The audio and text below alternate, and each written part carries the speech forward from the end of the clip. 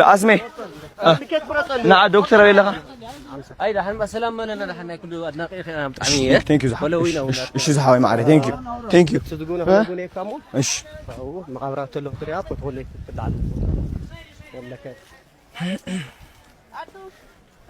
علنا ذنب بيتي تشغيون انت ارينا بمحنيات ነገር ትخል በደንብ ነው ኩል ነስማዕ እንታ እሺ ሶ ጋይስ አሁን እንግዲህ አክሱም ነው የሚገኘው ማለት ነው ላሳያችሁ ፈልጋለሁ ይህ ታሪካዊ የሆነ ቦታ ወንድማችን ያስረዳናል በደንብ አድርገው ኢንተርቪው ላደረገው ነው እንግዲህ አሁን ዛሬ ጋዜጠኛ ልሆን ነው እሺ ወንድሜ እስኪ ትንሽ አስረዳኝ ስለ አክሱም ስሜ ፍጹም ባላለው በቱሪዝም ማናጅመንትና በቱር ጋይድ ነው የተመረኩት እዚህ ለ16 አመታት በዚህ ስራ እየሰራሁ ነው ያለው እና አሁን የምንገኘው በአክሱም አደባባይ ወይም ደግሞ ሜን ስቴል ፊልድ ብለን ነው የምንጠራው ይህ ማለት እነዚህ የአክሱም ሐውልቶቹ ለአክሱማውያን ነገስታት ለመቃብር ምልክት የቆሙ ናቸው እና ከስር ተላልቅ ግዙፍ የሆኑ መቃብሮች አሉ እና እንደሚታወቀው የአክሱም ስልጣኔ በጣም ሰፊ ነበር ያሁን ሰሜናዊ ሱዳንና ደቡባዊ ግብጽ እስከ የመን ሳውዘርን አረቢያ በንግድም በጣም የተካኑ ህዝቦች ነበሩ አክሱማውያን ከዚህ ልክ እንደ እጣን ቅመማ ቅመም የዝሆን ጥርስ ሜን ኤክስፖርታቸው ከዚህ ወደ ሜዲትራኒያን የህንድ ውቅያኖስ ወደ ኢስታንቡል ቱርኪ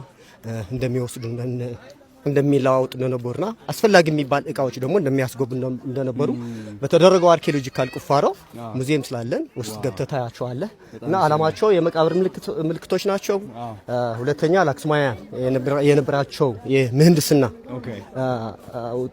ቴክኖሎጂ ውጤት የሚያስረዱ ናቸው ስካይስክራይበር ቢልዲንግ ናቸው እና ከስር ደግሞ እንደየ 13 መስኮት አለው ከስር 13 መቃብሮች አሉ በአለማችን ግዙፉን ሐውልት የሚባለው ይሄን የወደቀው ሐውልት ነው እና 33 ሜትር ቁመት አለው 520 ቶን ክብደት ይመዘናል እና እነዚህ ድንጋዮቹ ግራናይት ናቸው ግራናይት በጣም ጠንካራ በቀላሉ ሊሰባበር ሊሸራርፍ ማይችል አይነት ድንጋይ እና የተጓጓዙት ከዚህ 6-7 ኪሎ ሜትር ነው ጥያቄው ግን ምንድነው እንዴት ናቸው የተጓጓዙት እንዴት አድርጎ ነው ያቆሙት በምን አይነት ማቴሪያሎች ናቸው የተፈለፈሉት ለሚለው ጥያቄ እስካሁን መልስ የለንም እና የአክሱም ስልጣኔ እስካሁን የተጠናው 5% ብቻ ነው 90% 95% ገና ከስር ነው ያለው ለምን አልተጠናም እነዚህ አርኪኦሎጂስቶቹ ከውጭ ሪኮግኒሽን ብቻ ናቸው ያላቸው በመንግስት ኢትዮጵያ እና በቂ የሆነ ፋይናንሻል ይዘው አይመጡ ሞርለስ ላንድ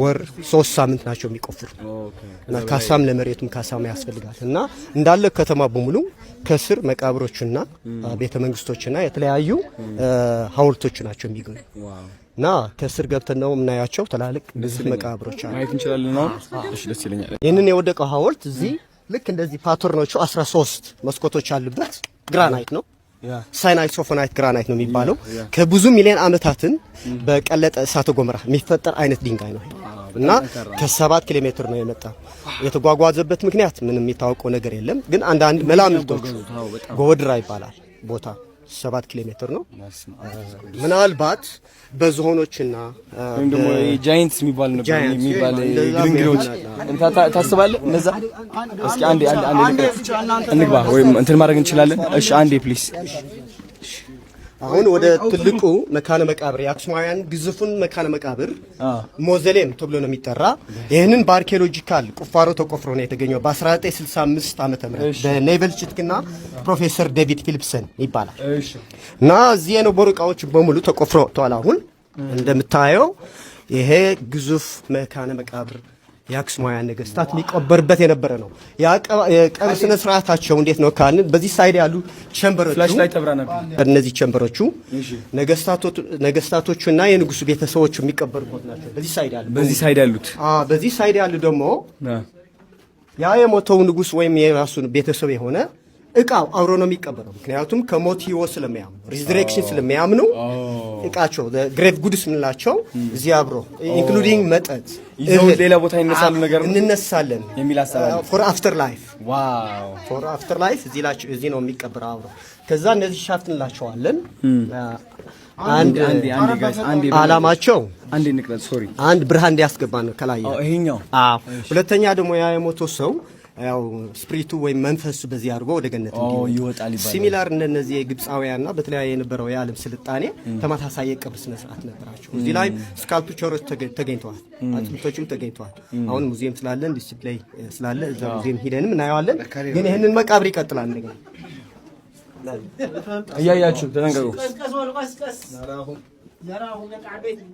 ገና ይሄንን ቁፋሮ አላለቀም። እሺ እንደገና ይሄን ታያታለህ። በር ናት። እስኪ አፈር ሞልተዋል። ይሄኛ በር ነው? አዎ በር ናት። ከዚህ የምትታየው ያለችው በር ናት። ይቀጥላል። ይሄንን አልተቆፈረም። አፈር ሞልቶ ነው ያለው። ገና ተጨማሪ ክላሶች አሉ። እዚህ ላይ ብዙ ነገር እንጠብቃለን። አዎ ለምንድን ነው የማይቆፈረው? ፋይናንሻል እንዳልከው እንጂ ከተቆፈረ ሌላ ነገር ይገኛል። ሌላ ነገር አለ እንደ አረ ይሄ መፈለግ አለበት። በደንብ ኢንቨስት ተደርጎበት ገና ነው ይቆፈራል። አርኪቴክቶቹ በአመት አንዴ ነው የሚመጡ እዚህ የሚቆፍሩ የብርጭ እንዴት ትዕግስት ኖራቸው ግን እኔ አሁን ትንሽ ገንዘብ ቢኖረኝ ኢንቨስት ለማድረግ ይሄ መቆፈር አይፈቀድም ነው? ፍቃድ ያስፈልጋል? እነሱ ብሪቲሽ አርኪቴክቶች ለመጀመሪያ ጊዜ ይሄን ስላገኙት ቆፍረው ስላገኙት እነሱ ናቸው የሚጨርሱት። ሌላም የጣሊያን አርኪቴክቶች የሚቆፍሩበት ቦታ አለ። የጀርመኖቹም አሉ፣ ፍሬንች አርኪቴክቶችም አሉ። 4 ሳይንቲስቶች ናቸው ያሉ እና በየሳይታቸው ይዘው ነው የሚቆፍሩ። ገባኝ። ኦኬ ቴንክ ዩ። አቡ የእሙ ወንድም ይባላል። ይሄ የምትመለከቱት ገራሚ ወጣት ማለት ነው። መድረክ የመጣው ደግሞ ፍቅሩን ለመግለጽ እንጂ እኔን ለመምታት አይደለም ልነግራችሁ ፈልጋለሁ። የዛኔ ግን አላወቅኩትም ነበር፣ ምክንያቱም አይምሮ የት እንደነበር አላውቅም። በሽልማቱ ምክንያት በጣም ደስ ብሎኛል እየተናገርኩኝ ነበርና ከዛ ሴኩሪቲዎች ደግሞ በዛ ሲመጡ ምንድነው የተፈጠረው እኔ ግራ ገብቶኝ ነበረ። እና ወንድሜ በጣም ወድሃለሁ። ከዚህ በፊት ቪዲዮዎች ማይቻቸዋለሁ።